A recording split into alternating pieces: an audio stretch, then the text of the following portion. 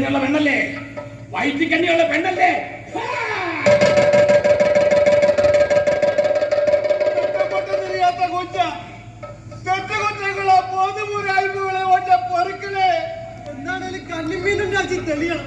ഇവിടെ സന്തതി പരമ്പര വാഴണം. ഇതിന് എന്നാ ഒരു പരിഹാരം? വിശ്വാസമില്ലടാ, നിനക്ക് വിശ്വാസമില്ലേ? വിശ്വാസം ഇല്ല.